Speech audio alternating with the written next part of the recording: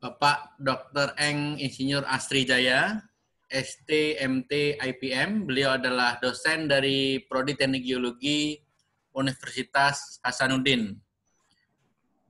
Dengan mengikuti kegiatan ini diharapkan kita atau peserta ini akan mampu untuk memahami dan mengerti perbedaan prinsip mendasar antara fault zone, shear zone, jenis batuan sesar, komponen data struktur geologi pada zona sesar, serta gejala geologi yang berasosiasi dengannya.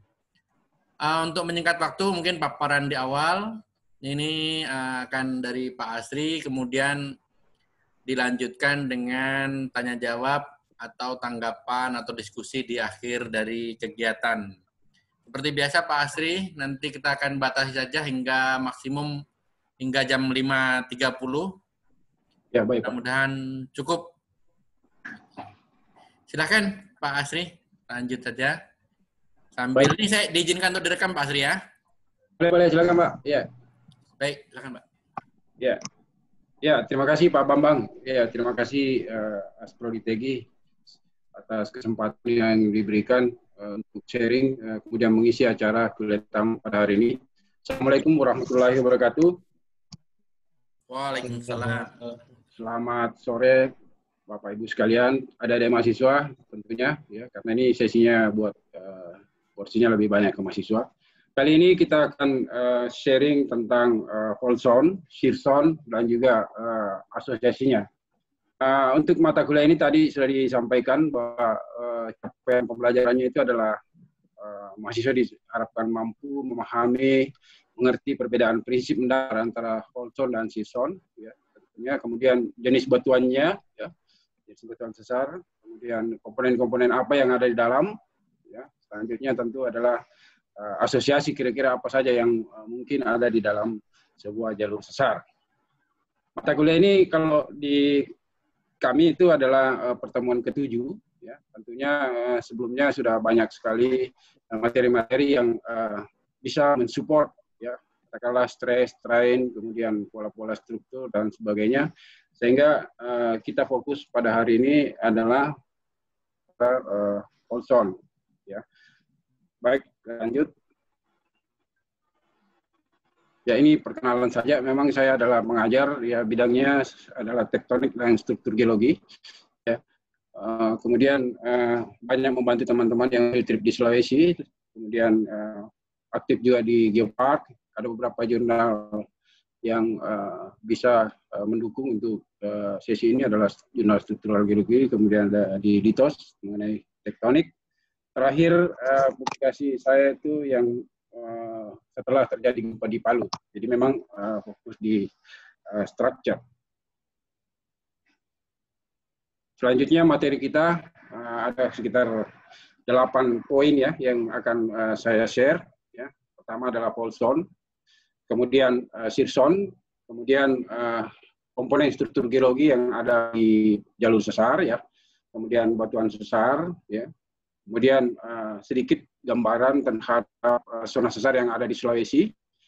Kemudian asosiasinya itu kurang lebih terhadap gempa bumi, finalisasi, ya, oil and gas ship, kemudian panas bumi. Dan terakhir nanti sedikit gambaran bahwa bagaimana sih skala dan metode yang kira-kira bisa kita pakai untuk mentes atau melakukan sebuah studi yang fokus di zona sesar, ya, begitu. Kita awali dengan fault zone, ya. Ya, secara urutan, ya, baik vertikal maupun lateral, zona sesar itu dapat dibagi menjadi 3 bagian, ya. Kalau bagi 3, ya, zona paling atas adalah zona varietal, ya. Kemudian dikatakan juga diagenesis zone, di mana di sini umumnya adalah batuannya itu adalah clay rich, ya, lempung, dan sebagainya. Kemudian batasnya itu adalah sekitar 6 km atau derajat yang ada di situ adalah 150 derajat. Dan secara mekanisme deformasi, pada bagian atas itu adalah umumnya adalah friction fault, ya. Jadi zona bagian brittle itu adalah didominasi, mekanismenya adalah friction. Nah, kemudian di bagian tengah ya sekitar 6 sampai 12 km ya itu umumnya adalah transisi antara brittle dan plastis. Jadi di sini sudah campuran. Nah, di mana batuan-batuan yang ada di situ adalah sidotasilite dan kataklasit. Nah, mekanisme yang membentuk ya ini sudah campuran antara precipitation creep dan friction ya. Jadi campuran antara friction yang di atas kemudian dislocation creep yang di bawah. Jadi sehingga batuan di situ adalah batuan-batuan yang berada di transisi, kemudian juga mungkin pola-pola struktur yang ada di situ akan seperti itu juga. Nah, jauh ke bawah ini sudah kita masuk di zona umumnya adalah plastis ya, zona plastis yang dicirikan oleh batuan-batuan milonit pada kedalaman yang tentu memang sudah masuk pada zona-zona metamorfisme. Ya, 12 km sampai 18 km dengan derajat yang membentuk bisa mengubah batuan di situ atau mineral itu 450 derajat. Sedikit jauh ke arah kanan, ya ini ada kaitannya nanti akan juga kita lihat penjelasannya di bawah berikutnya nanti bahwa zona tengah ini adalah zona seismitas, ya murni seismitas. Ke bawah itu aseismik. Jadi dari polanya ini kita bisa tahu bahwa di zona sesar, ya itu ternyata ada zona di mana zona yang paling rentan terhadap seismitas.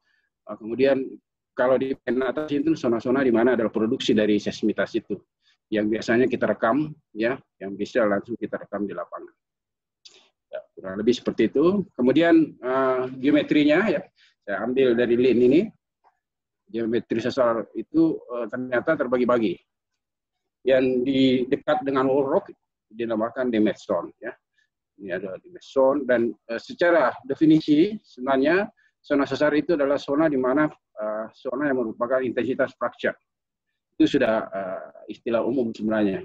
Cuma di dalamnya itu banyak poin-poin yang perlu kita pahami. Ada whole core, ada breccia zone, kemudian ada whole surface dan ghost band yang ternyata di bagian dalam itu merupakan shear zone, ya, shear zone. Nanti tapi kalau kita lihat ini adalah bagian pola yang dibentukin atau geometri yang diperlihatkan ini kelihatannya kita berada di brittle zone.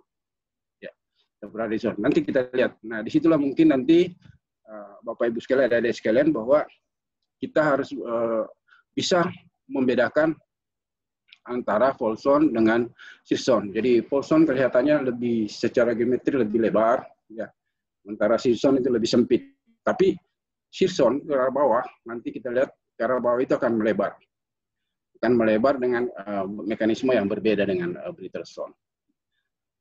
Ya, ini kurang lebih komponen-komponennya. Di match itu pas batas antara wall rock, ya, wall rock bagian yang tidak tersesarkan dengan bagian yang masih terpengaruh oleh sesar. Kiri dan kanan, kemudian core. Ya, core itu umumnya adalah non-cohesive, ya, non-cohesive rock. Ya, kata-kata non-cohesive yang tidak padu ini menggambarkan betul-betul kita berada di atas sebenarnya menurut definisi ini. Kemudian ada fault surface atau fault slip, kadang-kadang hadir, ya, kalau sesarnya sangat masih masih bisa ditrace, itu hadir. Tapi kadang-kadang pula dalam skala yang besar hanya ghost band yang kita dapat. Nah, kalau sudah masuk di situ sudah kita bekerja di fault zone, shear zone, ya, sudah bekerja di shear zone. Seperti itu. Nah, ini geometri lebih nampak lagi, ya, bahwa betul zona sesar shear zone itu berada di tengah. Di tengah di mana tentunya komponen-komponen struktur yang ada di dalam itu sangat berbeda secara horizontal atau secara lateral, ya, komponennya sampai di wall rock, ya. Jadi di mana shear zone itu ada banyak sekali bisa kita mulai, ada ghost tadi, ada katakanlah breccia secara horizontal bisa dibedakan. Walaupun sebenarnya ghost katakanlah breccia ini bisa kita lihat secara vertikal sebenarnya. Kemudian di zona damage itu adalah pola-pola yang merupakan fracturing. Yang juga akan kalau kita katakanlah kalau kita mapping, kemudian kita sudah dapat full lineament, ya, kita ingin menguatkan lagi data kita, biasanya kita mengambil data struktur itu untuk mendukung Nah, biasanya kalau kita tidak temukan pas atau kita tidak berada di shear zone, maka unsur-unsur struktur itu akan kita rekam, ya, katakanlah fracture, joint, akan rekam, dan pola-pola kalau dia ada di atas, ya, atau di luar dari zona shear zone, itu akan polanya fan set, ya, set, kemudian jointnya juga akan membentuk set-set, ya. Tapi kalau kita bekerja pas di zona shear zone, tentu katakanlah pola fan saja itu tuh akan berbeda. Dia akan merupakan katakanlah N echelon vein dan sebagainya, kita akan temukan di itu, dan bahkan slip hole itu bisa kita dapatkan.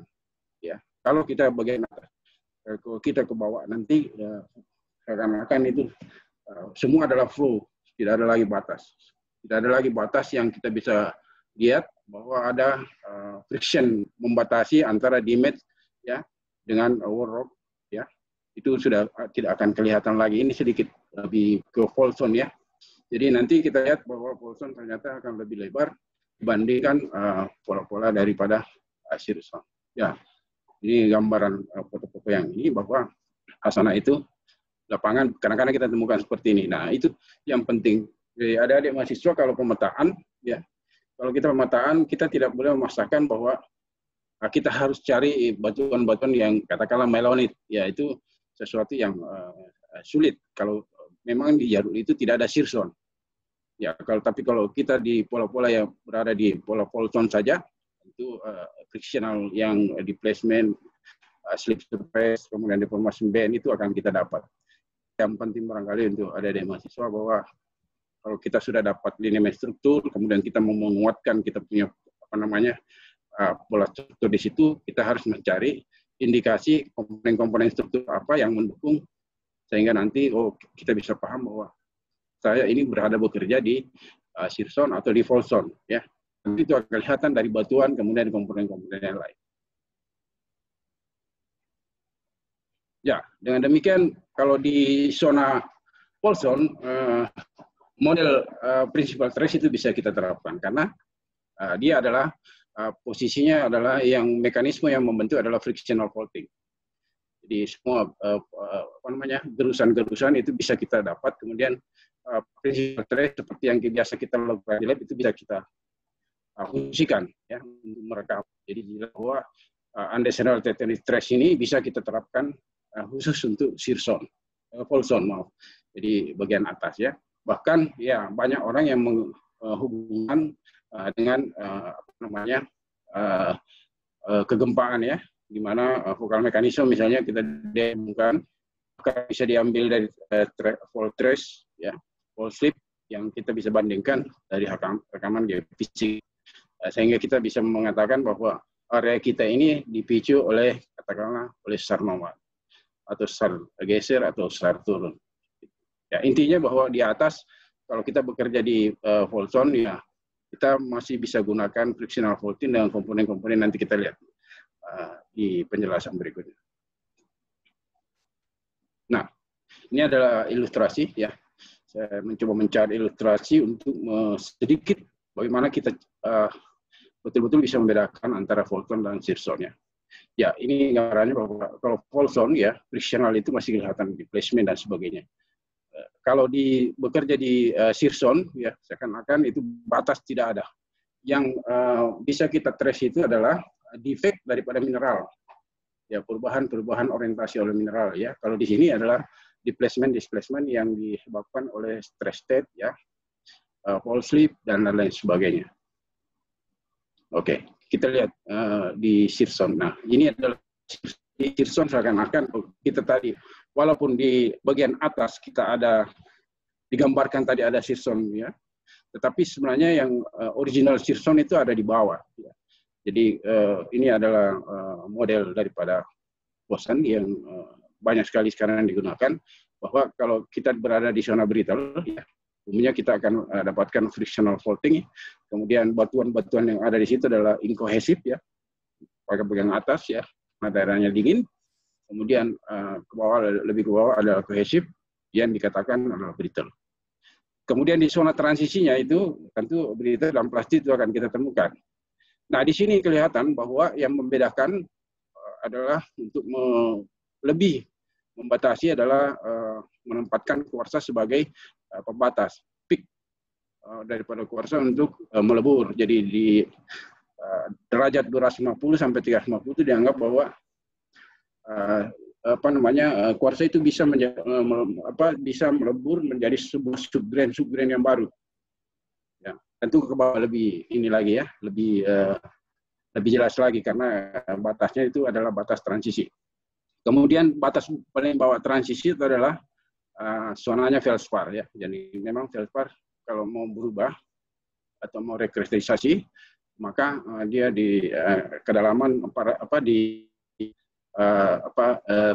derajatnya itu adalah di 450. Ya, seperti itu. Jadi kemudian ke bawah tentu adalah melanit semua. Karena melanit itu adalah merupakan batuan-batuan metamorfik ya. Tentu ke bawah lagi ya. Kalau kita bayangkan kita membuat sebuah spesies metamorfisme tentu sedikit relevan walaupun kalau zona subduksi itu lebih jauh ke bawah ya. Tidak hanya sampai di 30, bisa sampai 70 km sampai malah 100 ya.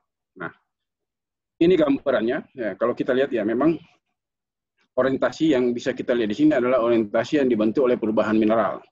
Tidak ada displacement, membatasi kemudian ke arah wall rock. Jadi karena kan kalau kita bekerja di shear zone, faultimate itu tidak ada. Ya, yang ada itu hanya di bagian atas tadi karena di intensitas yang mendukung gradual ke arah wall rock ya masih kelihatan kalau di bagian atas. Kalau di sini tidak.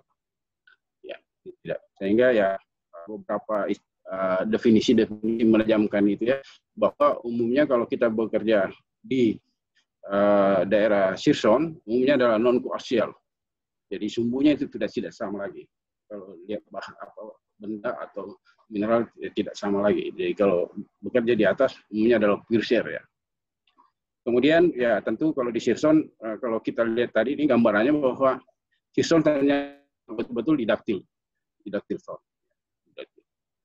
Nah, kita bandingkan yang tadi, kalau yang tadi polanya kita pakai Andersonian regime, maka principal stress bisa digunakan. Kalau di sini principal stress-nya itu agak sulit lagi untuk digunakan karena tidak ada acuan untuk mengukur. Yang ada adalah flow, ya. Jadi tidak patah dilihat di sini ya.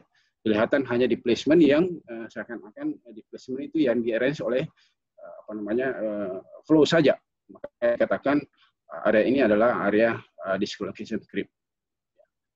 Inilah yang membedakan sebenarnya antara shear zone dengan fault zone ya. Nah, fault zone maupun shear zone ya, terutama untuk shear zone itu dengan skalanya katanya bisa skala petrografi ya, skala mikro sampai dengan skala yang lebih besar sampai 100 km. Kemudian ini adalah gambaran saja bahwa di mana sih shear zone atau fault zone itu berada. Ya. Ini gambaran saja. Jalan. Ya, gambaran di mana India bergeser melakukan sebuah kolisional dengan Asia ya, di mana tentu transform atau transkaran ini adalah sebuah stress slip dan di sini kelihatannya adalah sebuah zona thrusting di mana dia akan membentuk occasional compress. Ya. Seperti ini. Jadi semua zona-zona ini adalah zona-zona potensial untuk keberadaan shear zone maupun fault zone. Ya, tentunya kenapa ngambil ini? Karena ya kalau kita mengambil di permukaan saja, kemudian kita lihat di situ ada interaksi sesar, maka mungkin yang kita dapatkan hanya fault zone. Kalau kita lihat ada thrusting, kemudian ada batuan yang berasal dari bawah, tentu kita akan curigai bahwa kita akan dapatkan shear zone, karena shear zone itu posisinya akan ada di bawah, pada kedalaman tertentu ya, di mana flow itu atau creep itu lebih banyak yang membentuk batuan. Nah, pola jejaring kalau kita lihat tadi di atas, pola jejaring untuk shear zone sebenarnya lebih tidak tunggal. Kalau di atas tadi polanya itu hanya berada pas posisinya di fault slip atau fault surface. Kalau di sini dia bisa menjadi sebuah anastomishing ya. Ya, bisa saja dia sedikit agak tunggal, tapi pola-pola itu terjadi banyak sekali pola shear zone ada di dalam. Ke bawah lagi yang kalau pada posisi plastis itu ya dia akan membentuk lebih banyak jaringan. jejaring. Jadi seperti yang saya katakan tadi, kalau shear zone di atas itu lebih menyempit, ke bawah ya secara statis ya, ke bawah itu akan lebih variatif dan membentuk jaringan. Nah itu karena umumnya dipengaruhi oleh sebuah simple shear ya. Kadang-kadang orang juga mengatakan bahwa di beberapa bagian daripada shear zone itu bisa juga pure shear, bisa juga di pure shear di mana koaksial itu muncul. Tapi kebanyakan kalau kita lihat, kita akan bekerja di mana dipengaruhi oleh rejim-rejim non koaksial ya. Nah, ini gambarannya betul-betul bahwa kalau kita ke atas ya, ini membuktikan, mendukung bahwa kalau kita bekerja di atas itu kita ada friksional, ke bawah itu lebih flow, ya lebih berfungsi flow di bawah dan melebar ke bawah.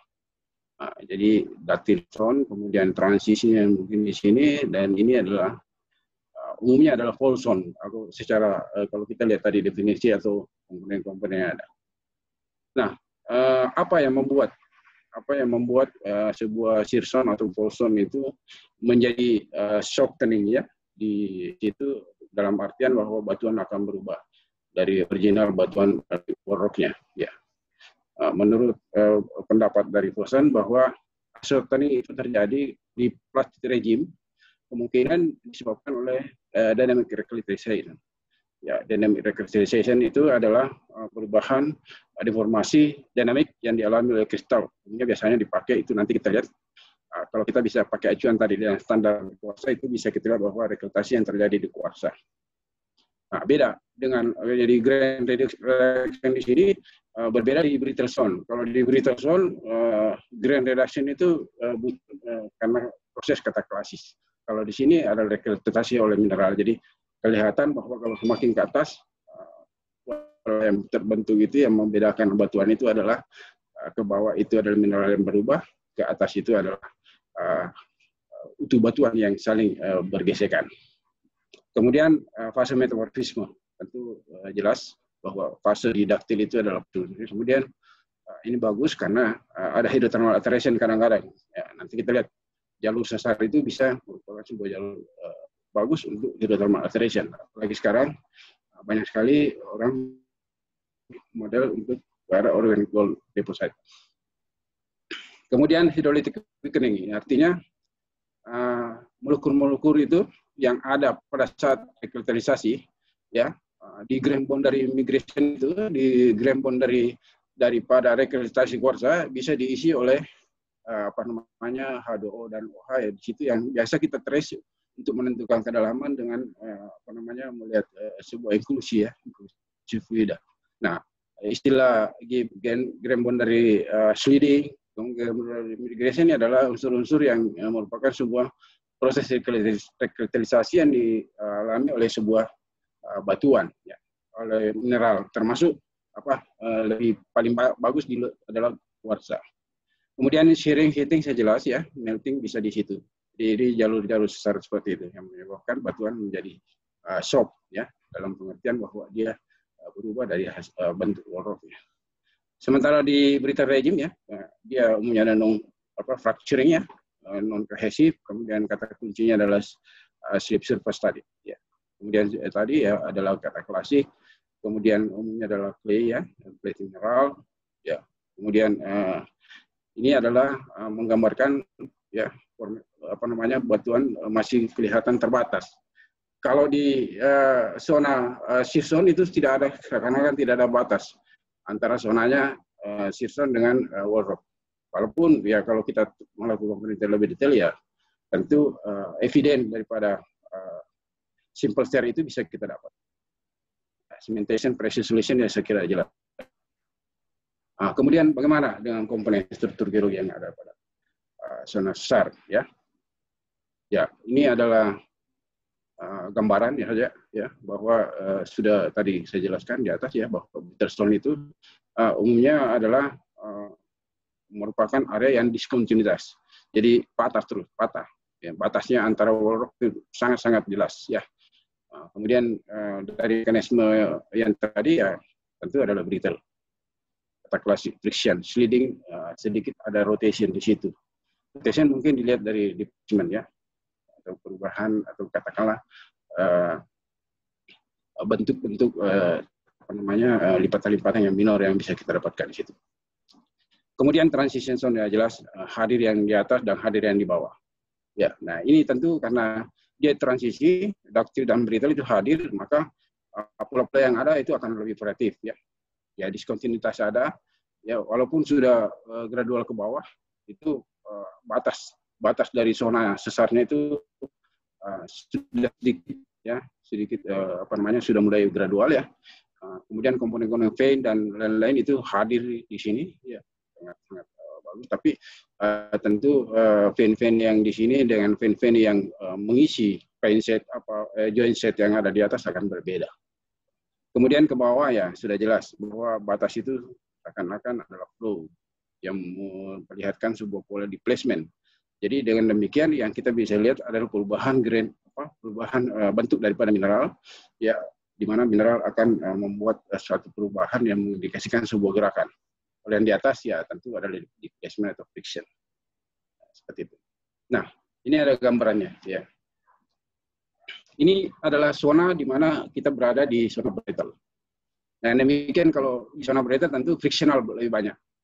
Fracture ya. Bahkan yang di sini kita bisa temukan ghost band atau tadi ada fall slip ya. Fall slip yang ada di inti, juga fall slip yang ada di di damage zone ya. Ini ada contoh yang ada di Palu ya, kelihatan sangat bagus. Kebetulan saya bisa lihat di situ dan mengambil foto. Kira-kira kalau kita lihat ini foto yang di sini ya posisinya mungkin ya kita berada di sini. Ya di antara di mana ini adalah sebuah damage zone ya. Di damage zone nanti ke arah sana atau ke arah sana itu kita akan dapatkan lokasinya yang non fracturing atau sedikit saja fracturing. Kalau ini intensitas fracturing lebih banyak. Di tengah-tengahnya ada ghost band ya. Jadi posisi ini adalah tadi kita dapat gambaran bahwa ghost band itu adalah merupakan shear zone pada bagian atas sebuah zona sesar ya. Hal-hal yang kita dapat tentu adalah ya tadi ada slip surface. Slip surface itu adalah permukaan sesar atau kadang-kadang dianggap sebagai istilah bahasa Indonesia ada cermin sesar ya. Ada mineral fall ya, fall slip ya. Kemudian ada joint, kemudian fissure ya. Tentu kalau fissure fracture ini kita tidak temukan lagi di shear zone. Dia lebih banyak di fall zone. Ya, seperti itu membedakannya. Jadi kalau di kita tadi berdefinisi ya posisi brittle deformation itu atau fall zone itu dicirikan oleh hal-hal seperti ini ya, ada slip surface, fall, fracture, fissure dan lain-lain sebagainya. Fissure biasanya di daerah-daerah yang baru saja mengalami aktivitas sesar, ya itu bisa kita dapatkan. Ya ini adalah fall surface ya, contohnya bahwa tadi di brittle area brittle itu fall surface bisa didapat. Hal seperti ini bisa kita dapat ya. Cermin sesar lah dalam bahasa Indonesianya dikatakan sebuah fall plane atau secant side ya. Sama saja di mana garis itu dikatakan sebuah secant line atau striasi ya. Bisa juga dengan liniasi, jadi ya, istilahnya sama. Intinya bahwa ini adalah satu set. Kalau kita mau merekam ini satu set yang harus kita rekam. Ya, fall plane dengan secant line itu harus satu set. Jadi strike dip-nya, kemudian arah dan plunge itu harus kita rekam. Ya, kurang lebih seperti ini. Jadi komponen-komponen yang bisa kita dapat. Ya. Dan kemudian shear sand apa yang bisa kita rekam di situ adalah pergeseran ya, pergeseran seperti ini. Ini akan menggambarkan kepada kita bahwa arah gerak kita itu adalah gerak, katakanlah ini kalau ini destral ya, arahnya destral. Kemudian di plan daripada fall itu kita bisa dapatkan juga arah gerak. Kalau ini mungkin ya kalau kita lihat ya mungin dia adalah Sarnite ya. Kalau kita lihat pola daripada dirasinya. Nah, bahkan bisa kita dapatkan multi ya. Kadang-kadang ada yang lateral, ada yang oblik ya. Kita bisa rekam. Baik itu di pada fall plane-nya ya, kalau muncul di sini ya, maupun di area-area di mana merupakan sebuah damage zone. Itu bisa kita rekam. Sehingga populasi inilah yang akan mengantarkan kita bahwa zona sesar ini akan dipicu oleh gerakan apa, rejim apa, apakah naik, turun, atau stress slip. Itu bisa membantu kita. Nah, kalau lebih mikro lagi ya, tentu butiran di sini akan disilusi atau fracturingnya lebih banyak kalau di Peterson. Tapi kalau ini berada di bawah, tentu karena dia flow, tentu dia tidak akan fracture, tapi dia akan berubah model. Ya, akan asli dari sebuah deformasi, ya, perubahan bentuk dan volume yang terjadi. Ya. Nah, di transisi tentu kita dapatkan akan banyak variatif, ya, seperti ini. Tapi seperti yang saya katakan tadi, bahwa batas itu masih sangat jelas. Maksudnya ini adalah katakanlah kalau ini kita anggap batas polnya masih jelas arah wall rock. Dan rotasi rigid, rotasi itu masih kita lihat yang bagus, tapi di ujung-ujungnya akan patah. Ya, wall sebetulnya kita bisa dapat. Ini gambaran di zona transisi. Ini juga ya adalah gambar yang zona transisi. Mungkin lebih di bawah lagi nih, karena kalau kita lihat batuannya, nah, ini sudah masuk di proses metamorfisme. Ya. Tapi batas itu masih sangat jelas. Ya. Walaupun friction itu sudah tidak kelihatan, tapi kalau di sini friction masih kelihatan. Mungkin ini adalah oxidotasi light, ya. Ini semua ini frictionnya masih kelihatan. Kalau melihat batuan ini, ya ini mungkin lebih di atas yang ini. Ini agak ke bawah karena flow-nya masih lebih banyak kelihatan kalau yang di sebelah kanan. Seperti itu. Nah, yang menjadi ciri yang sangat bagus untuk mengantarkan kita mengenal posisi kita di zona sesar adalah keberadaan sebuah vein array. Ya. Ada sigmoidal echelon seperti ini, ya. Itu berbeda dengan vein-vein yang terbentuk di permukaan. Ya, kalau di atas lebih banyak vein set, kalau di sini kita akan banyak vein array atau sigmoidal, echelon dan sebagainya yang memang kelihatan sudah dibentuk oleh daktil. Zona daktil, ya, percampuran antara daktil dan brittle. Ini yang membuka adalah brittle, tapi pada saat mengisi dan sebagainya itu adalah daktil. Ya, ini hanya gambaran bagaimana sebuah model yang ada zone, ya, umumnya adalah vein-vein yang memperlihatkan sebuah sigmoidal vein, ya, tidak tunggal, dan memberikan sebuah vein array, kemudian arah shear-nya itu bisa kita trace. Bahkan ini lebih banyak lagi model, ya, model-model. Jadi seperti gambar yang tadi, beda di vein-vein yang menyebar di zona shear zone dengan yang ada di dimension atau yang ada di brittle. Dan juga itu bisa kita trace secara internal, ya. Kita bisa kenali namanya sintaksial dan antitaksial, itu bisa. Antitaksial itu lebih banyak ke arah daerah yang shear zone, sementara sintaksial itu adalah daerah-daerah yang hibrid atau bukaan biasa. Pada saat buka aja terus, ya. Nanti ada progres deformasi, baru dia displacement atau bergeser. Nah, ini sedikit saja bahwa ini yang membedakan antara antitaksial atau ataksial, ya.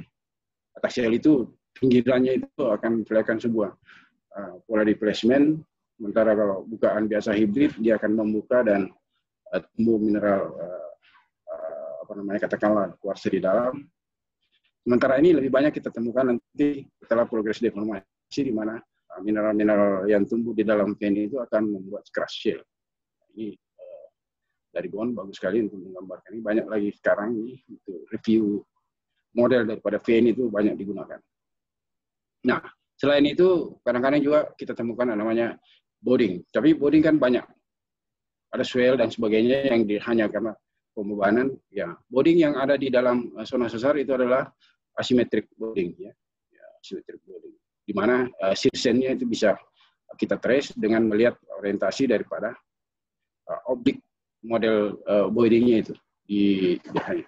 Tapi kalau yang model boarding yang umum di metamorfik kita temukan itu biasanya dia tabular, ya, atau lebih kotak, ya.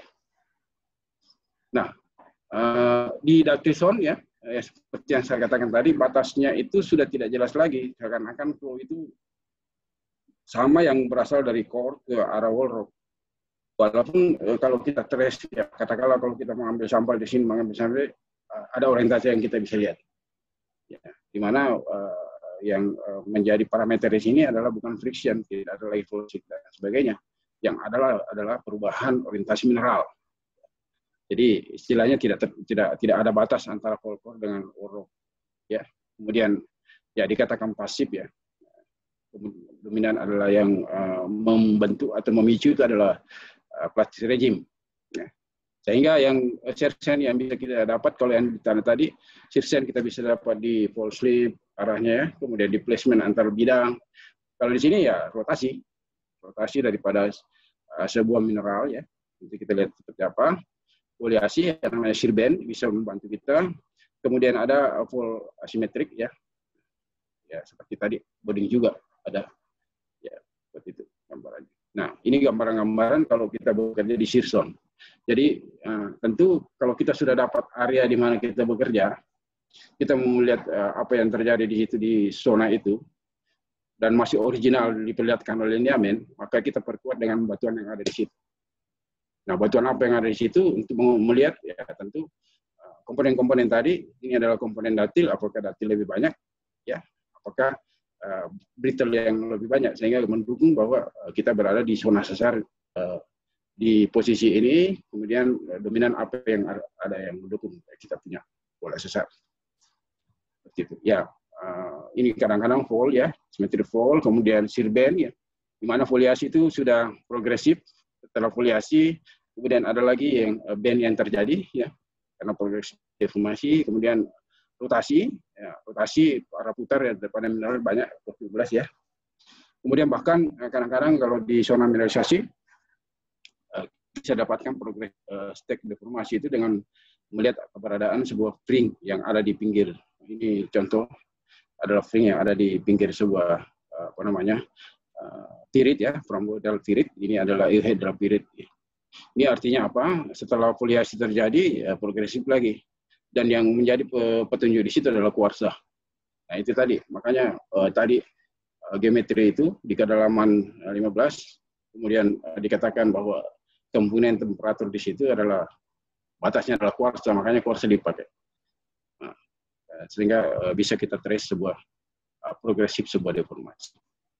Nah, sebelum lanjut ke kuarsa ya kita harus paham bahwa rheological stratification daripada kerak bumi itu tentu di bagian atas itu tadi sudah digambarkan batasnya. Ternyata kalau ini adalah kekuatan strength semakin ke bawah itu lebih tinggi secara litostatis. Kemudian kuarsa di atas, felspar di tengah tadi sudah kita gambarkan di sini. Kemudian ke arah bawah tentu batuan-batuan yang terbentuk di temperatur yang tinggi. Nah, ini mengingatkan kembali ya bahwa kalau ini adalah model shear zone, dan kalau kita lihat ke arah bawah lagi mungkin kita akan dapatkan batuan-batuan yang mirip dengan di zona subduksi, tapi bukan di ranah itu kita bicara. Jadi dengan demikian kalau biasanya kita di dalam zona subduksi kita pakai parameter spesies yang kita pakai untuk merekam bahwa ekologite kita dapat ya kita di ada di 70, kemudian ada Golkovanskis dan sebagainya. Kita berada di kedalaman 50 sampai 70, dan kemudian di Greensies ya mirip lah, tapi ini adalah khusus di kerak bumi. Nah, seperti yang saya katakan tadi, parameter biasa dipakai adalah kuarsa. Jadi kuarsa di kedalaman 300, yaitu adalah batas neon brittle.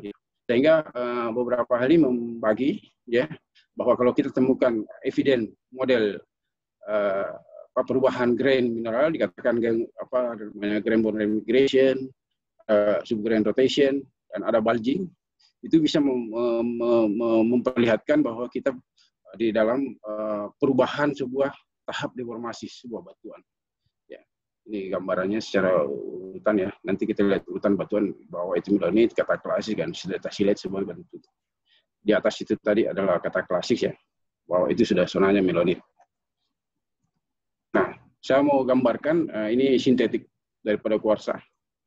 Ya, kalau kuarsa mengalami rekristalisasi, kuarsa juga jadinya. Dan itu akan membuat sebuah subgrain ya. Tapi mungkin ini yang sebelah kiri, ini adalah annealing semua. Dikatakan sebuah static rekristalisation. Rekristalisasi yang statis. Nah, kalau kita berada di daerah yang dynamic rekristalisation, polanya akan seperti ini. Ya, ini dibentuk oleh sebuah simple shear sehingga bentuk butir itu selain rekristalisasi membentuk subgrain, juga di dalamnya akan kita temukan sebuah undulasi, ya, undulasi tinting namanya, di mana batas grain itu selalu bisa kita rekam. Tapi dua-duanya ini bisa terhapus dengan istilah recovery.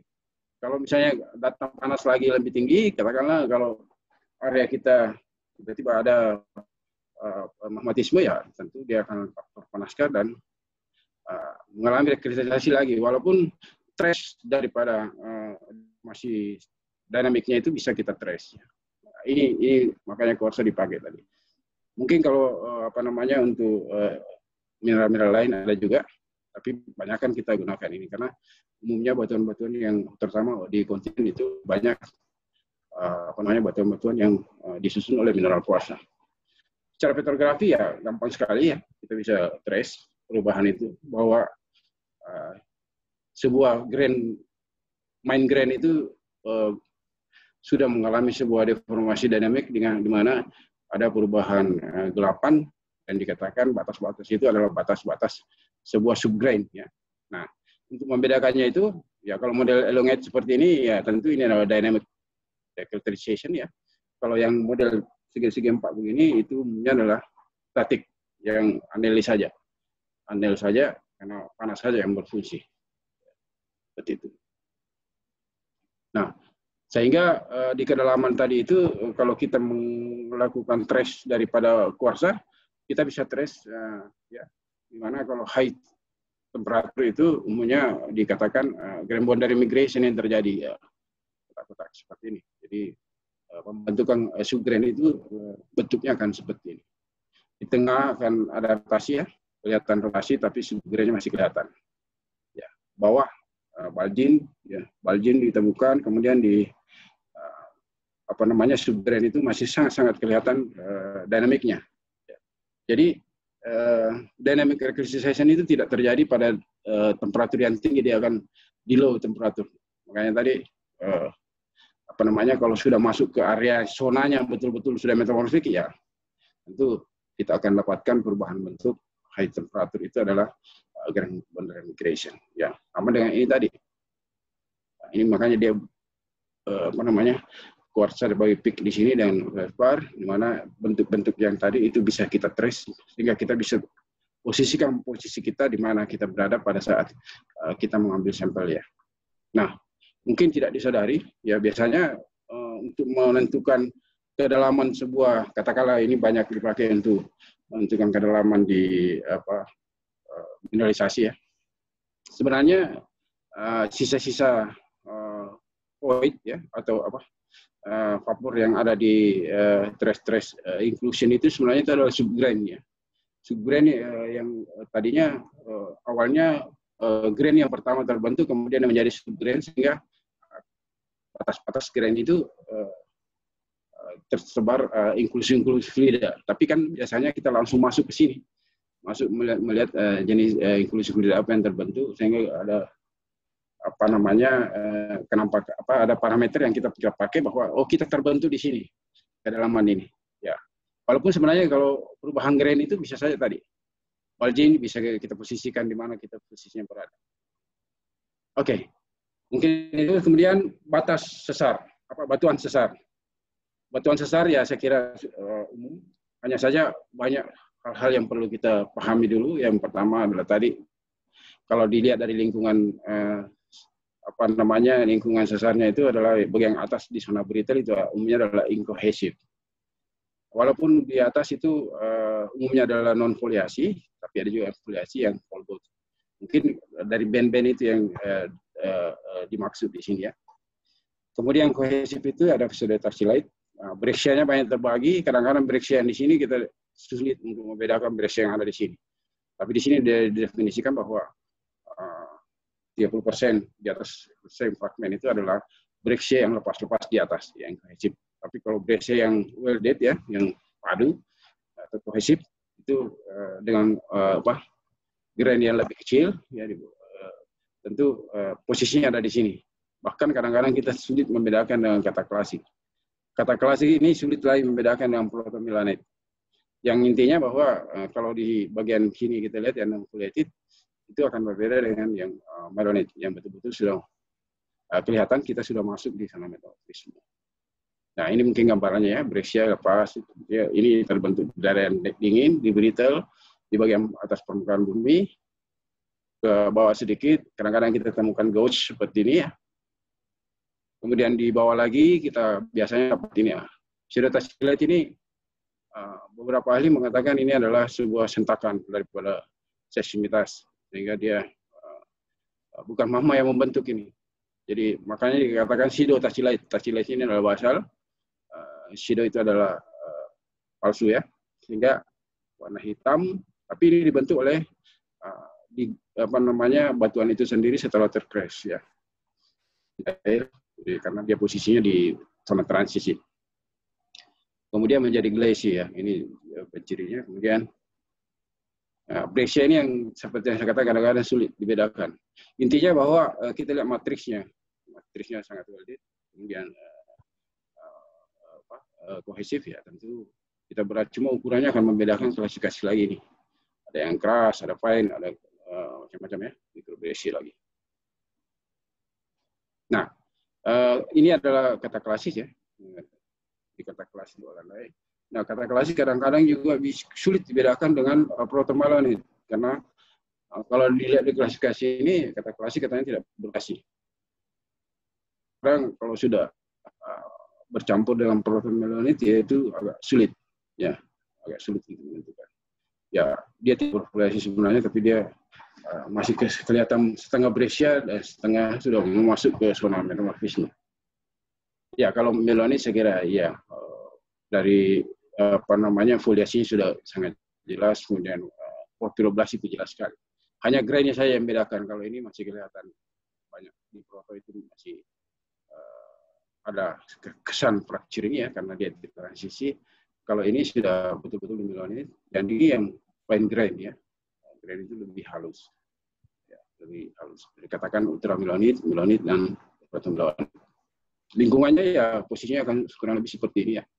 Ya, Brexia kita dapatkan di zona bagian atas itu kohesif. Kemudian pseudotactylite, kata klasik ataupun protomelonit tentu dia ada di daerah transisi. Kemudian melonit itu sudah di bagian bawah. Ya, sudah di bagian bawah. Baik, kemudian ini juga sama ya, hanya di sini lebih memperlihatkan bahwa ada zona narrow ya, kemudian ke atas itu Brexia, ke bawah sudah betul-betul adalah melonit yang paling banyak.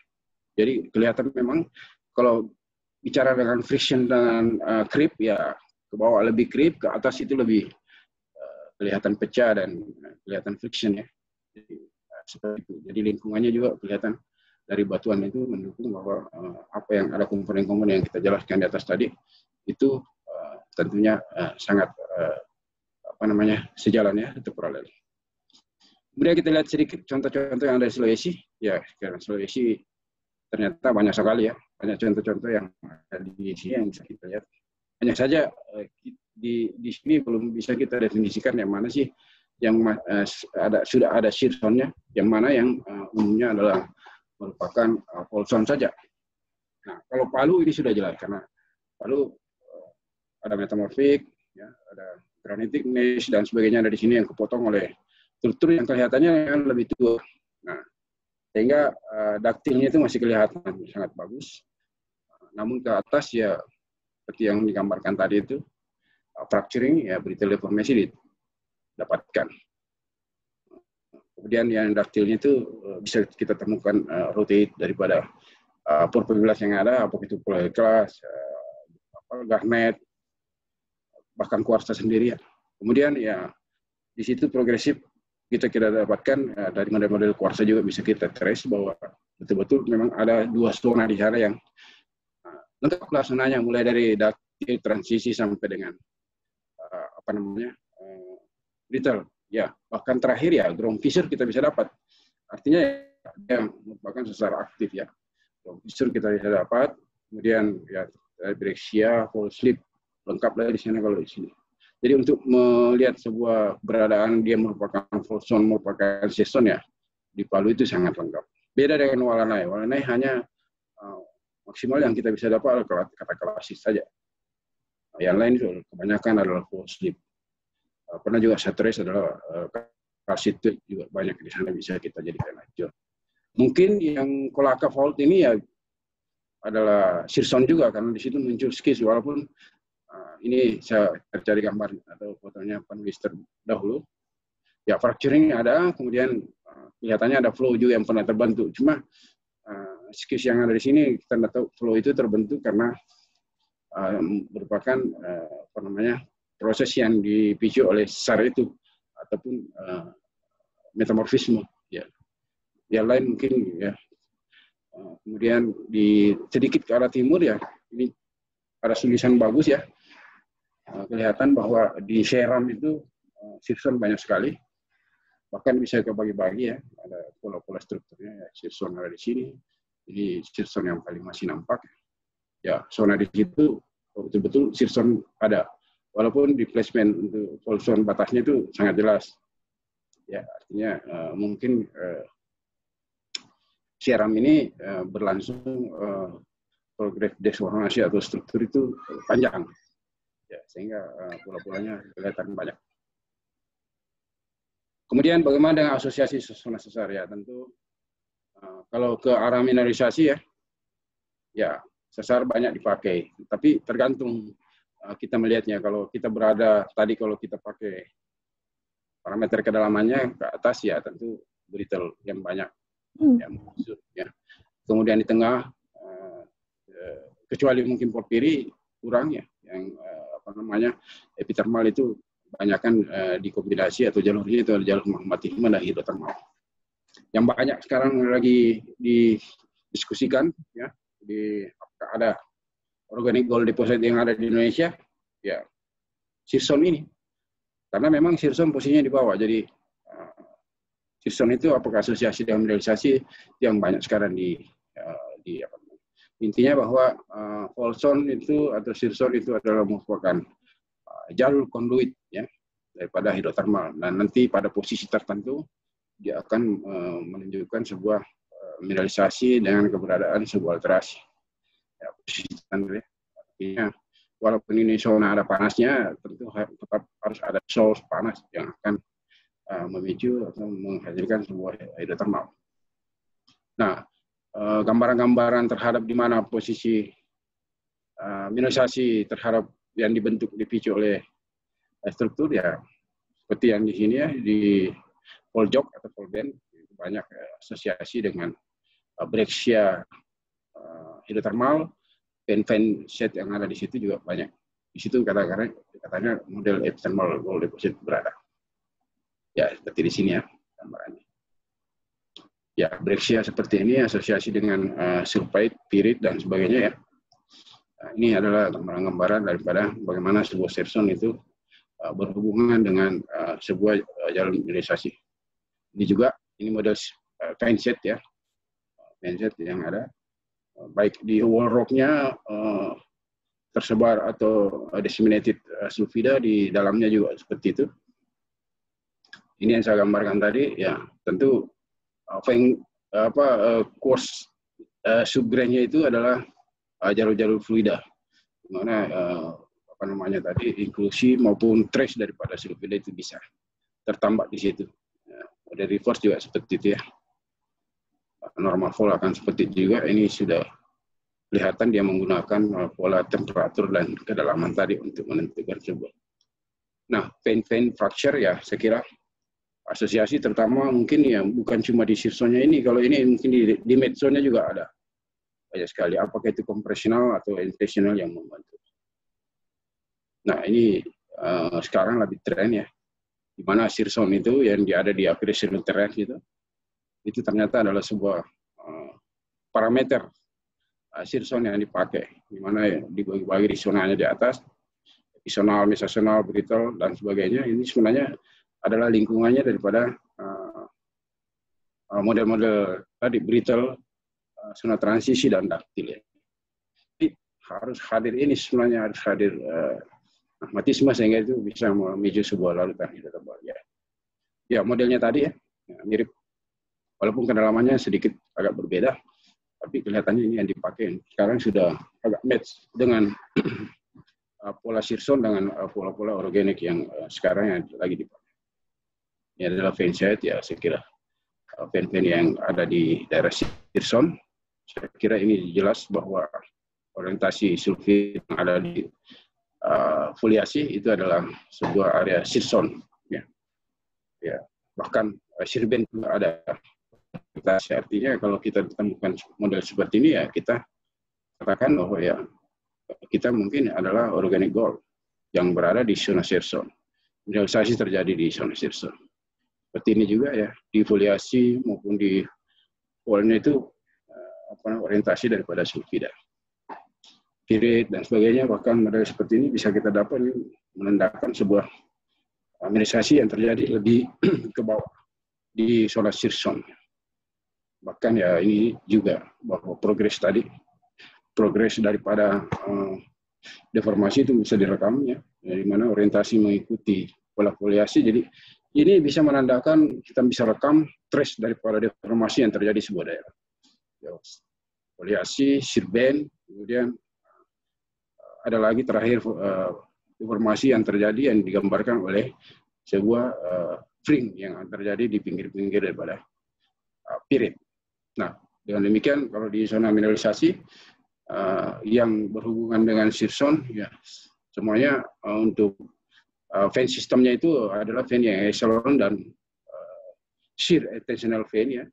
Sulfida itu relatif paralel foliasi atau sistercity, lineasi. Kemudian sulfida berorientasi paralel sirben itu tadi sudah digambarkan ya. Simple share ya, folding ya, ada. Kemudian kehadiran daripada dynamic characteristic saya kira itu harus sebagai penciri daripada sebuah mineralisasi yang terjadi di daerah Sirson. Kemudian tentu progres dan retrograde metamorfosis terjadi karena ada transisi, ada juga pure daripada ductile. Kira itu untuk mineralisasi. Kemudian kita masuk di gempa. Ya, gempa ya sama tadi bahwa kalau kita lihat sudah tersilit ini adalah penciri sebuah zona seismitas ya. Seismitas ke atas itu adalah zona di mana ruptur ya, hasil daripada gempa itu. Jadi yang pemicu gempa ada di sini. Kemudian ke bawah ya tidak ada gempa, ini ada transisi. Itu adalah zona aseismik karena di sini adalah flow semua, tidak ada yang bisa membuat sebuah sentakan. Beda kalau mungkin, makanya mungkin kalau di kontinen ya kedalaman daripada gempa itu tidak akan dalam-dalam. Beda kalau gempa yang dipicu oleh subduksi, dia akan ratusan kilometer ke bawah. Jadi zona gesernya itu ada di bawah. Sehingga kadang-kadang kedalaman gempa terjadi di kedalaman 90. Kalau di zona sesar Palu Koro saya kira kita akan dapat yang dangkal-dangkal saja, beda. Jadi yang merah ini kan beda, yang hijau biru kan beda ya. Yang zona-zona yang dangkal itu yang digambarkan itu yang coklat-coklat. Nah, ini gambarannya bahwa betul-betul zona fault zone ataupun seal zone itu adalah zona-zona gempa. Zona-zona pemicu gempa yang terutama yang ada di darat. Para laut pasti akan seperti itu juga. Hanya bedanya tadi kalau di sini ada zona subduksi dari Indochina sana, tentu akan beda kedalaman dari gempanya dan modelnya akan kelihatan dari bukan mekanisme seperti ini. Ini menggambarkan sebuah subduction zone ya. Kalau di sini adalah model-model kalau kita lihat ini adalah oblik dan strike slip yang banyak bukan jadi terutama untuk Palu Koro, Matano ada beberapa ini, Walanai, kemudian Lawanopo dan Polaka ada thrusting di sini, ya. Thrusting di sini. Ya ini adalah gambaran tadi pada bagian atas ya tentu kalau fault aktif itu ruptur yang kita dapat, jadi fissure, kemudian fault slip juga bisa kita dapat. Nah itulah yang akan kita trace sebenarnya untuk melihat sebuah arah reaktivasi daripada sebuah reaktivasi itu kita bisa trace ya. Kemudian tentu ini akan cepat terhapus karena kadang-kadang kita pakai jalan karena bagus ya. Tapi kalau daerah yang Sirson ya tentu kita lakukan seperti ini karena dia terbentuk di bawah. Nah ini di permukaan dan tentunya ya fracture akan lebih banyak kita temukan. Di contohnya waktu pas kejadian Palu Koro masih kelihatan area-area yang terdisplacement ya, di mana ada fissure, ada fault slip. Ya. Hanya saja ini sudah tidak ada karena sudah dihapus oleh pembangunan ya. Tutup. Ini gambarannya. Nah, dari data lapangan sebenarnya, dari data rekaman citra pengendaraan jauh bisa kita bandingin. Ini saya pernah merekam untuk lapangannya dan demikian mirip ya. Ini data sesaat setelah gempa menggunakan data INSAR, dan ini adalah data 10 hari setelah gempa. Ya, mirip lah hasilnya, artinya data lapangan itu tidak bisa juga artinya data lapangan lebih kuat sebenarnya sih, tapi pemodelan lebih bagus dari INSAR. Ya, ini gambarannya bagaimana kita merekam data lapangan dari fault slip dengan membandingkan data rekaman seismitas, ya mirip-mirip. Ini adalah data-data yang diukur di lapangan dari fault slip di daerah-daerah zona sesar ya, di sini. Kemudian ini adalah data rekaman seismitas, lokal mekanisme, kita bandingkan ya, oblik lebih banyak. Ini rekaman strike slipnya juga banyak, tensionalnya ada, ya. Sedikit yang reverse. Ya, kenapa sedikit reverse? Karena ini adalah daerah transtension ya. Palu itu adalah transition, bukan transpiration. Mungkin kalau ke arah sini mungkin lebih transpiration ya, ke arah matahari fault.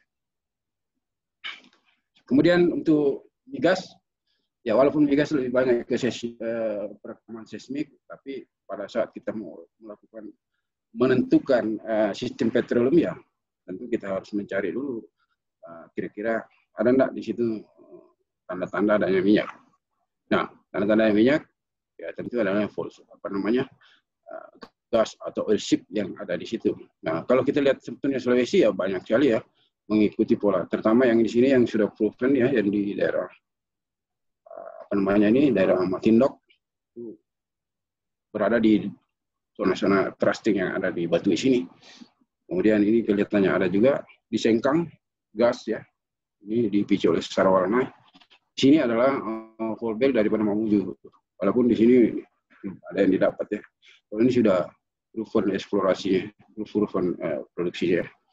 Aspal buton juga seperti itu ya, dipicu oleh sesar-sesar yang ada di sini. Jadi memang zona-zona sesar itu adalah selain tadi mineralisasi, gempa juga memberikan sebuah petunjuk untuk keberadaan sebuah oil and gas. Ya, sekira seperti itu. Ini Patira Sampeda, ini daerah di Sengkang, ya, di mana gasip banyak ditemukan di sini. Production well-nya ada di belakang sini. Nah, ini kalau si full bell, ya banyak oil ship juga kita dapatkan. Itu. Di sini di bagian tengah, ini kelanjutan daripada Sarawalna yang merupakan sudah menjadi full bell, ya, sudah thrusting. Kalau di bawah itu lebih ke arah trash slip, tapi reverse-nya juga masih kelihatan. Nah, bagaimana dengan panas bumi? Saya kira iya. Panas bumi juga banyak, walaupun panas bumi tidak banyak dipakai untuk, belum ada sih yang produksi yang bagus sekarang karena mungkin stabilitas daripada temperaturnya. Tapi kalau kita lihat polanya ya, semua mata air panas itu berhubungan ya. Walanai, ini adalah Mamuju full belt, ini adalah Palu Koro, ini adalah Gorontalo ya. Di sini adalah Banoko, tadi juga di daerah Buton. Ya, nah seperti itu. Saya kira itu ya, sedikit mungkin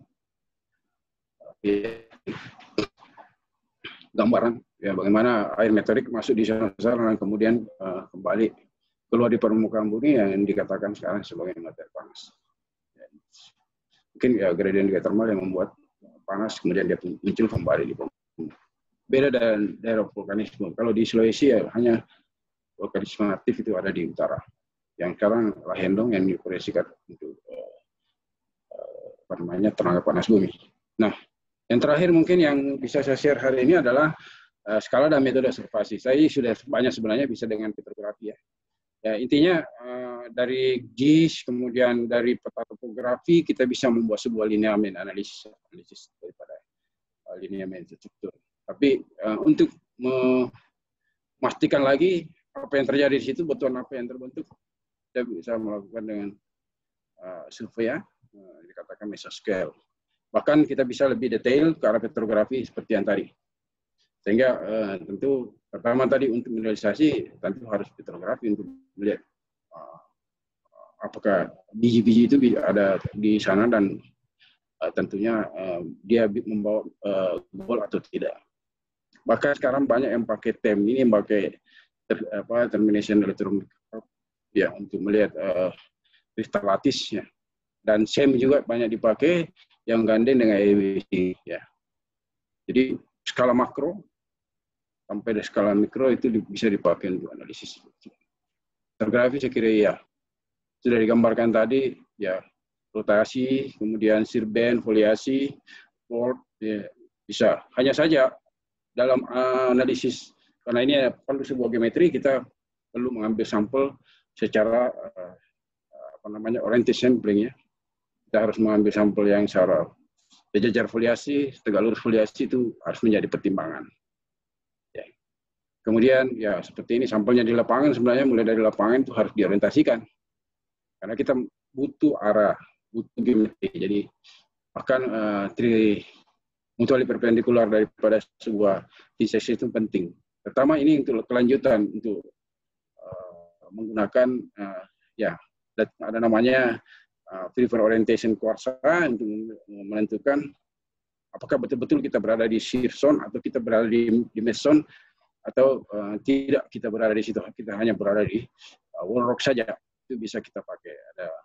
Ini mungkin untuk mahasiswa masih malas pakai yang begini, lebih banyak ke petrografi karena memang rumit.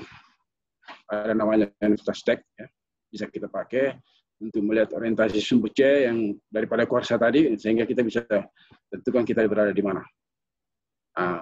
Lebih canggih lagi elektron backscatter atau BSD kita bisa pakai ya, sehingga kita bisa gunakan untuk menentukan di posisi mana kita di shear zone, apakah betul-betul kita berada di shear zone atau tidak. Ya, itu bisa dipakai. Kemudian juga shear nya, orientasi arah putar atau arah geraknya itu bisa kita pakai. Dan komponen-komponen yang lain di shear zone bisa kita pakai dengan alat ini dan buat catatan tipis. Tapi intinya tadi itu, karena kita butuh orientasi, lapangan juga kita harus ngambil secara oriented, di lab juga secara oriented. Nah, seperti itu. Saya kira demikian mungkin. Terima kasih atas kesempatannya. Saya kembalikan ke moderator. Baik, terima kasih atas paparannya Pak Asri.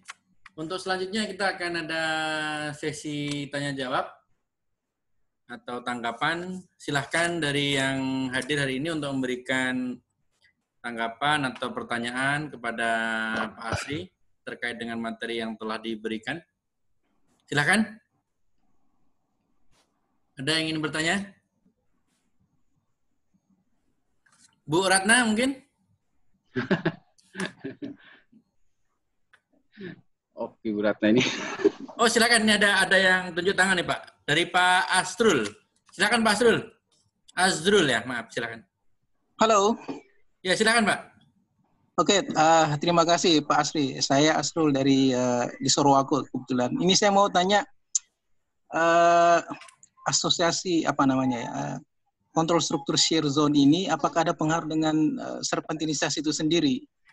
Jadi misalnya untuk di batuan ultramefik gitu ya, karena kontrol struktur ini juga sedikit banyak mempengaruhi tipe ore yang ada di laterit itu sendiri dari sisi fraksinasi dan mineralisasi pembawa nikelnya gitu.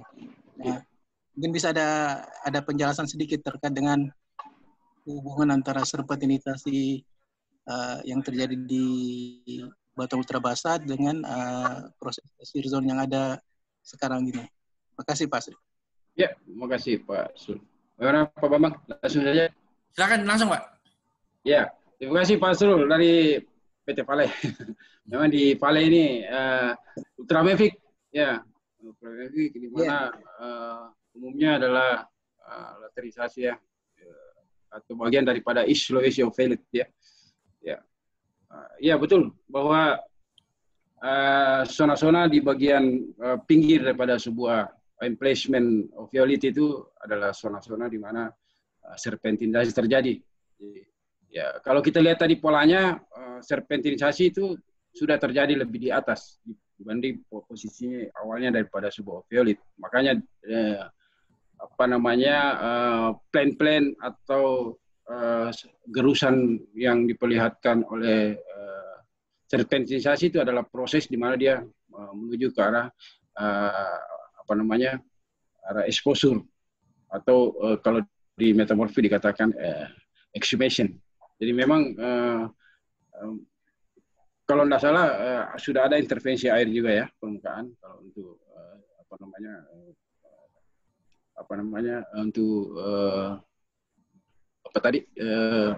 terjadinya sebuah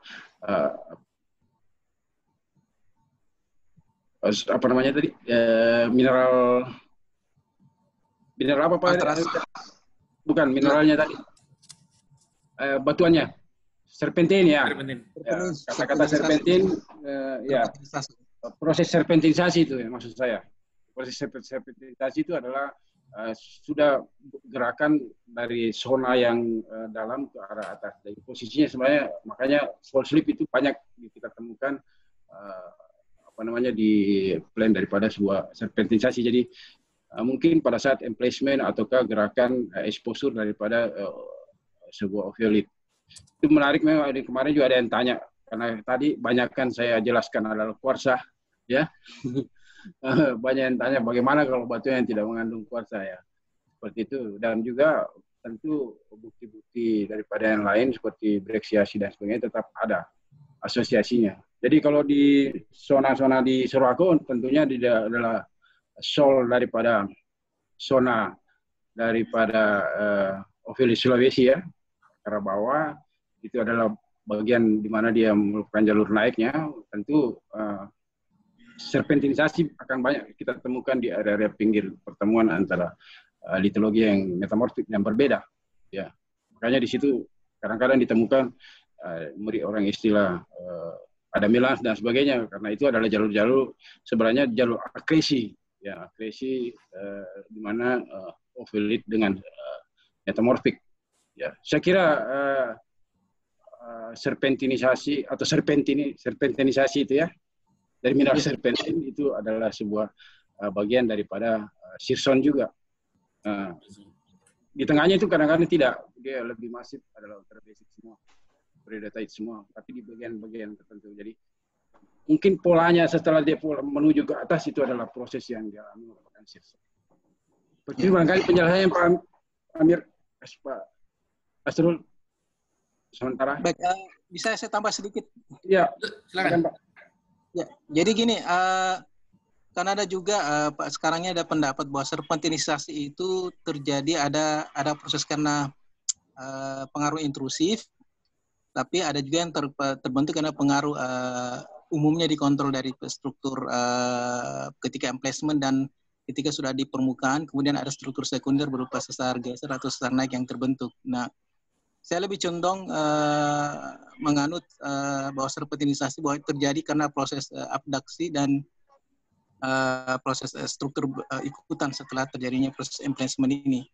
Tidak dari hasil pengaruh hidrotermal atau pengaruh intrusi magma misalnya. Kira-kira ada pendapat dari Pak Asri mengenai masalah ini? Ya, kalau dilihat ada intervensi magmatisme tentu ada penambahan temperatur ya. Tapi kan kalau serpentinisasi kan biasanya umumnya memperlihatkan sebuah liniasi. Ya. Artinya sebuah perubahan deformasi yang dialami pada daerah yang lebih dingin bukan karena magma. Iya betul, setuju. Ya, seperti itu. Kalau secara singkatnya, artinya kalau magma ya mungkin ada lain ceritanya. Mungkin akan berubah karena magma itu akan merubah. Kadang-kadang alterasi merubah jenis batuan, jenis mineral, ya katanya ya seperti itu. Hanya mungkin lebih cenderung ke proses dinamik dibanding proses temperatur. Kira begitu Pak Sri? Ya, makasih Pak Sri. Dilanjut. Ya, sama Pak. Terima kasih. Baik, untuk selanjutnya nih ada pertanyaan nih Pak di kolom chat.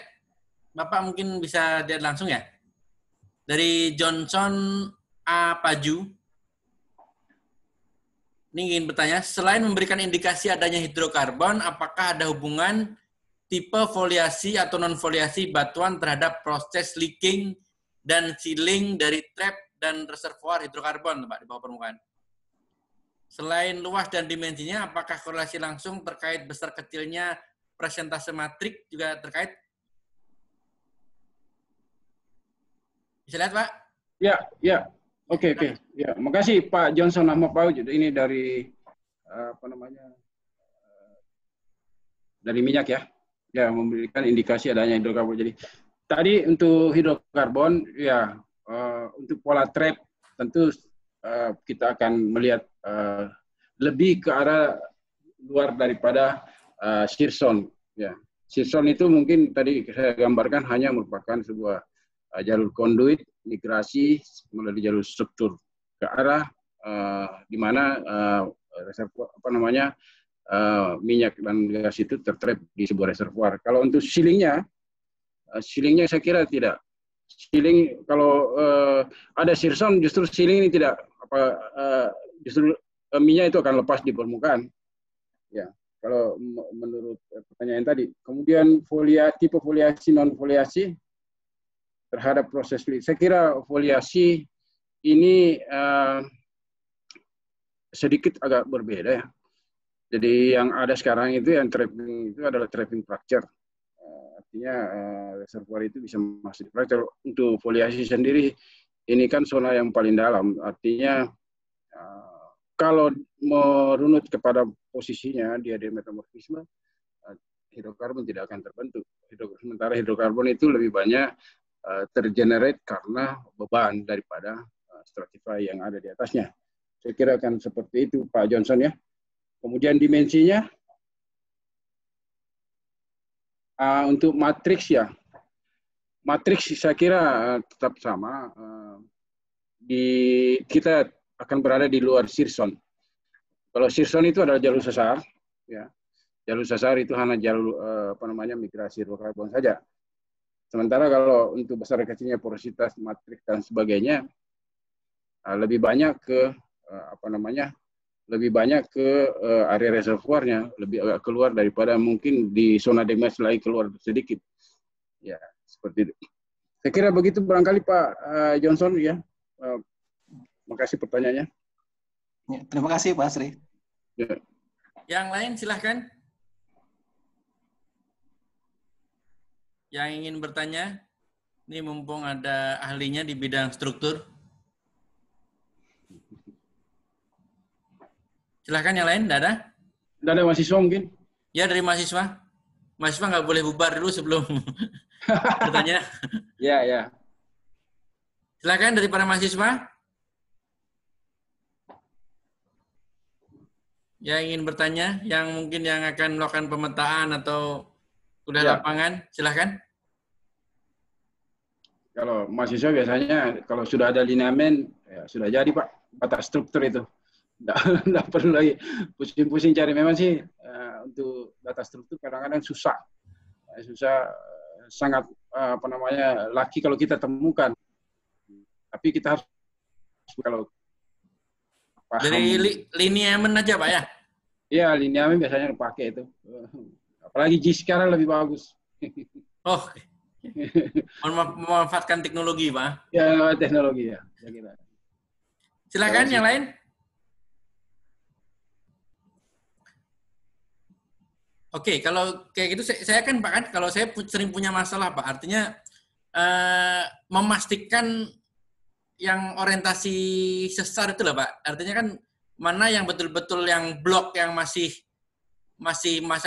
dalam posisi semula dengan mana blok yang sudah disorientasi dengan konsep tadi yang shear zone dengan fault zone tadi gimana Pak ya?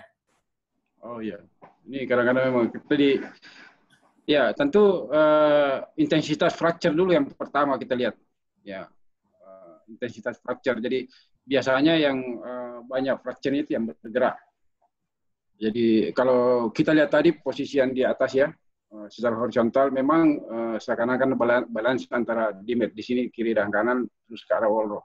Tapi kalau saudara gerakan tentu yang banyak bergerak ini yang mengalami banyak fracture, bahkan ada gerusan atau dragfall dan sebagainya kita akan dapatkan di situ. Nah, di posisi yang statis ini mungkin di daerah-daerah pas posisi plane-nya itu yang banyak kita dapat informasi. Ya, kalau sudah di wall rock-nya mungkin tidak, tapi yang bergerak mungkin ini Pak, yang mau sesar naik, mau sesar turun. Nah, mungkin kalau yang lateral displacement lain lagi ceritanya, tergantung karena dua-duanya kelihatan ada yang bergerak. Walaupun kalau di katakanlah Palu Koro, kalau kita Palu Koro lebih banyak gerak yang dari arah timur, membentuk sebuah lateral displacement. Nah, mungkin yang sebelah kanan ini, tapi polanya akan beda juga. Apakah itu transtension atau transpression juga akan. Yang jelas sih kita harus pahami pola ya.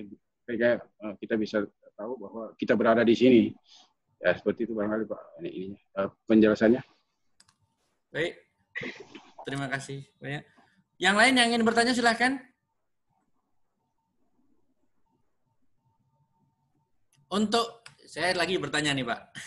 Untuk ya, yang Pak. Untuk sesar aktif Palu Koro itu sekarang dipasang ini Pak ya, apa namanya kayak seperti alat displacement untuk kontrol pergerakannya Pak ya? Ya, itu tadi ada data tadi itu Pak yang dari data INSAR saya kira dari dulu sebelum gempa itu sebenarnya Palu Koro ini semua sih yang ada di Sulawesi ini sementara di sini saya tampilkan itu sudah ada statis GPS yang dipasang ya. Seperti ini barangkali ini dulu ini adalah Pulau Sulawesi, ini adalah Lembah Palu, ini adalah yang boleh di share Pak? Iya boleh. Share screen. Oh, anunya. Iya, sorry. Sabar ya. Ini kelihatan, Pak? Ya. Ya. Ini adalah INSAR ya. Saya kira ini INSAR pasti akan ada data GPS statis yang ada di area-area di Palu ya, atau di sekitar Sulawesi, sehingga di placement itu bisa terekam atau bisa mengirim data ke sentral. Katanya ini kemarin itu kalau yang data ini diprosesing di Australia. Nah, itulah yang mengirim ke satelit dan kemudian membuat sebuah pemodelan. Ya, semua area-area yang sesar yang ada di Sulawesi sebenarnya itu sudah ada data-data statik GPS yang dipasang. Apakah itu dari dari luar? Ya, mungkin orang badan-badan yang bekerja di situ. Apakah itu juga dari pemerintah kita yang dalam hal ini adalah BMKG, ada semua titik-titik yang sudah dipasang. Sehingga arah displacement itu dengan gampang direkam ketika terjadi sebuah gerak, terutama yang daerah-daerah secara aktif. Seperti itu Pak. Jadi tidak akan mungkin bisa melihat sebuah perubahan kalau cuma menggunakan katakanlah citra biasa. Tetap displacement itu akan dilihat, kecuali mungkin perubahan katakanlah kalau yang kemarin ada likuifaksi ya boleh, tapi kalau ada gerak secara umum melihat pergerakan sesarnya ya saya kira perlu sebuah data yang lebih akurat yang bisa merekam sebuah pergeseran secara koordinat, secara pergeseran pergeseran bumi ya. Kalau di permukaan saya kira tidak. Apalagi kalau tadi visur-visur yang di situ kecil-kecil tidak mungkin bisa direkam. Kecuali data lapangan seperti ini yang langsung kita ukur. Nah, ini adalah data yang jadi pembanding antara data pengukuran lapangan dan pengukuran dari INSAR ini. Saya kira begitu jawabannya Pak. Jadi semua daerah di Indonesia, terutama yang daerah sesar aktif itu pasti sudah dipasangi, diantisipasi untuk memberikan informasi awal terhadap jika terjadi sebuah gempa bumi. Pasti seperti itu. Sehingga dengan cepat data itu bisa keluar. Sehingga ya mau data struktur dan tektonik dan segala macam itu bisa secara cepat bisa diinformasikan ke masyarakat umum. Seperti itu barangkali Pak. Baik, terima kasih banyak. Saya tawarkan sekali lagi, ini udah jam 5. Satu lagi pertanyaan jika ada. Silahkan. Kalau tidak ada pertanyaan, Pak Moderator lagi yang bertanya nih. Enggak, sudah Pak. Boleh bertanya Pak. Oh silakan Pak Takdir, silakan. Ya, terima kasih Pak kesempatannya. Jadi dulu waktu kita masih di kampus dulu belajar, kalau kita di lapangan menemukan kekar, kemudian kita melakukan pengukuran terhadap kekar, itu selalu arahnya bagaimana kita menentukan tos 1 dan ujung-ujungnya kita menentukan arah pergerakan dari sesar itu sendiri. Ya. Apakah cara itu memang 100% tepat? Kita lakukan metode seperti itu karena kalau kita misalnya mempelajari lebih lanjut, sesar yang sudah pergerakan sesar itu juga bisa menimbulkan kekar, menyebabkan terjadinya kekar. Jadi pertanyaannya itu, bagaimana kita bisa membedakan bahwa kekar ini merupakan tahap pertama sebelum terjadi sesar, atau ini kekar adalah imbas dari sesar yang terjadi? Terima kasih, Pak. Ya, terima kasih Pak Tadir. Wah, ada lagi Pak Tadir di sini. Kemarin saya presentasi MG ada juga Pak Tadir. Tadi istilah tos 1 itu adalah friction ya, bukan stres. Jadi mungkin terkoreksi yang simbol stres itu adalah sigma. Makanya prinsipal stres tadi sigma 1, sigma 2, sigma 3 itu biasanya dipakai setelah kita analisis populasi, katakanlah populasi kekar. Ya. Kalau TO itu kalau kita menguji di dalam batuan, bahan di dalam lab, kemudian kita ukur gerusannya itu adalah friction. Nah, itu simbolnya adalah TO. Begitu mereka pakai tadi dia untuk sementara untuk ini ya. Kemudian imbas dan apakah kita bisa mengambil data itu untuk menentukan prediksi ya. Namanya populasi fracture, populasi join, konjugasi dan sebagainya itu bisa semua dipakai untuk menentukan bahwa sesar ini dipicu oleh sesar naik, rejim turun atau rejim datar. Itu yang penting Pak Tadir. Jadi sigma 1 itu posisinya di mana. Jadi saya coba share lagi supaya ini terkoreksi ya. Nah, itu juga berlaku tadi yang saya sampaikan hanya berlaku di daerah-daerah zona sesar atau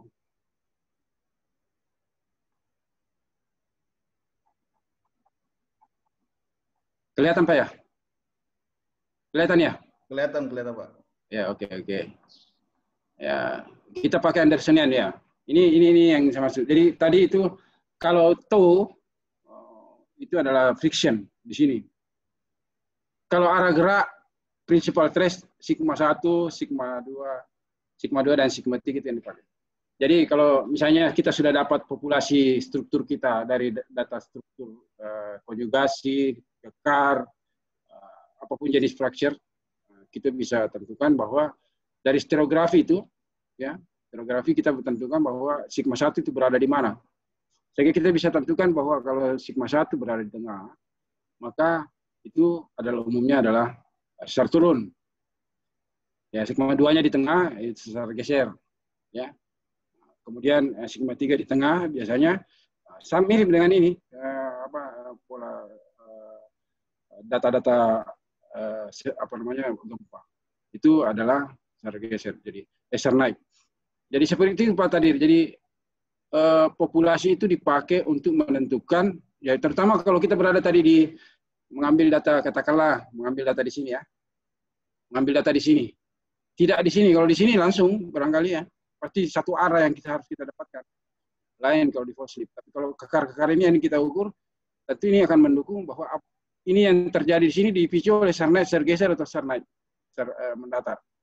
Ya, seperti itu Pak Tadir. Nah, mengenai arahnya, tentu arah itu akan berkaitan dengan tadi. Jadi kita bisa tentukan arah dari sini tadi, dari sini, bahwa arah sigma 1 dari mana atau ekstensional dari mana, kompresional dari mana. Seperti itu Pak Tadir. Oh, baik Pak. Terima kasih Pak. Iya, terima kasih sama-sama.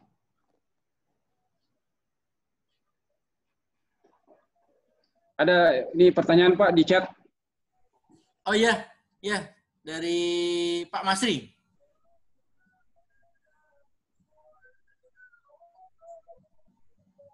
Ingin nah, ini ultramafic ini. Jadi kuarsa dengan ultramafic tentu tidak akan ultramafic itu batuan yang umumnya mineral mafic. Kecuali kalau ultramafic itu kepotong oleh sesar di mana ada jalur-jalur masuknya hidrotermal yang membawa kuarsa itu bisa. Jadi ini Pak Masri Rasak ya. Ya itu yang lebih tepat tadi kita pakai fleksiasi, kemudian ada tadi mineral serpentin ya, serpentinisasi. Itu terjadi, bisa itu dipakai untuk ultramafic. Dan pola-pola sesar yang lain, kekar, fall slip, dan sebagainya itu masih bisa di ultramafic. Tapi untuk kuarsa sendiri, untuk melihat fault cleft deformasi, saya kira tidak ya. Lebih banyak di batuan-batuan yang banyak mengandung kuarsa. Kecuali ada vein. Nah, kalau ada vein yang mengisi fracture, pola vein di batuan ultramafic itu bisa di-trace. Jadi kita bisa trace jenis vein apa yang terjadi, apakah ataxial atau subaxial, apakah model sigmoidal dan sebagainya, itu bisa membantu kita untuk melakukan analisa struktur. Begitu Pak Masri, ya. Jadi kalau badannya ultramafic sendiri, saya kira tidak banyak kita bisa harapkan dari kuarsa karena umumnya dalam badan ultramafic ya. Saya kira begitu Pak untuk Pak Masri ini. Baik, untuk selanjutnya tadi Bu Ambriani Rika. Tadi kayaknya seperti ingin bertanya juga, silakan Bu. Maaf Pak, saya nggak bertanya. Hanya tadi ini ada pertanyaan yang terlewat di atas, kayaknya belum dibaca. Iya, mungkin dari baca ya, silakan. Iya, saya menyampaikan itu saja. Ada pertanyaan di atas pertanyaan Pak Masri tadi dari Saudara Johnson gitu. Dan ini pertanyaan yang sangat menarik juga sebenarnya. Saya menunggu jawaban ini. Oh, Johnson tadi sudah dijawab. Untuk Johnson ini. Oh, sudah? Sudah dijawab tadi. Oh, oke, berarti saya yang terlewat, maaf. Iya. Nanti tonton di YouTube-nya lagi, Bu. Siap. Iya. Oh iya, ada YouTube-nya. Iya. Boleh. Nanti kan kita upload di YouTube-nya Asprudi lagi. Baik, mungkin sudah jam 5 lewat juga nih, Pak. Jadi mungkin kita akhiri sekian saja. Dari paparan, terima kasih atas paparannya Pak Asri, sangat-sangat mencerahkan kami. Oh, ada lagi nih. Oh, enggak, Pak. Ucapan terima kasih dari Pak Asrul saja untuk Pak Asri. Ya. Oke, terima kasih banyak atas materinya Pak Asri. Untuk sementara mungkin mohon di-on-kan videonya, kita ambil gambar sebentar untuk dokumentasi kami pada kegiatan hari ini. Sebentar saja, di-on-kan videonya. Terima kasih. Semua banyak. Ya, kita foto-foto dulu. Kita foto-foto dulu, Pak. Iya, foto-foto dulu. Ya. Ambil posisi. Ada yang bertanya nih. Yang bertanya Pak Takdir. Halo Pak Takdir, gimana kabar Pak? Ada yang tanya nih. Pak Takdir, Ya, Bu Asri ya Pak? Ya Bu, gimana kabar? Baik Pak. Oh ya, dari Yan ya, Uho. Iya Pak, tempat saya ngambil data kemarin di... Oh iya, di Bombana ya? Iya Pak, PLM. Menarik di situ Bu. Iya Pak, menarik banget. Baik, Pak ya, masih ada 4 lagi nih. Tolong bersabar sebentar aja. Luar biasa hari ini.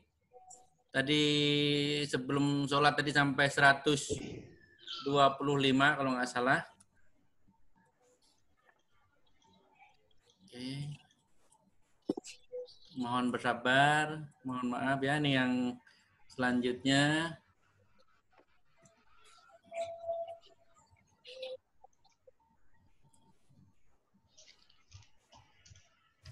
Halo Bu Sri. Bu Sri ini tadi. Videonya Mas Burhan, Mas. Belum muncul itu. Kayaknya lagi di jalan ya itu. Oh gitu. Saya udah pulang tadi. Jadinya Di Jakarta kayaknya emang nih. Itu Pak Bur juga lagi ada Zoom-nya lagi berkali Pak Ketua ini. Nggak muncul nih fotonya. malu dia.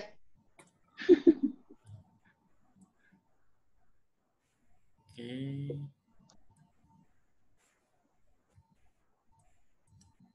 Pak Johnson di mana nih Pak Johnson? Siap di rumah, Komandan. Lagi menyiapkan Masela. Masela, wah. Semangat. Baik. Panggil lagi. Terima kasih banyak atas paparannya sekali lagi Pak Asri. Mungkin Pak Bur nggak, sebenarnya biasanya ada sepatah dua patah kata dari Pak Bur. Karena ada kegiatan yang lain. Lagi sibuk Pak Bur. Super sibuk, banyak cabang. Ya, Yagi ya, Proditegi ya. Ya Pak. Oke, terima kasih banyak atas sama-sama, Pak.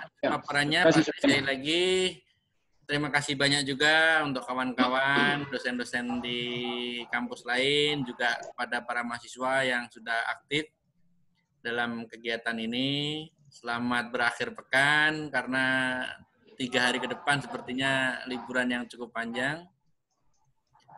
Ya, kami juga nanti insya Allah saya juga akan pergi ke kebun kayaknya.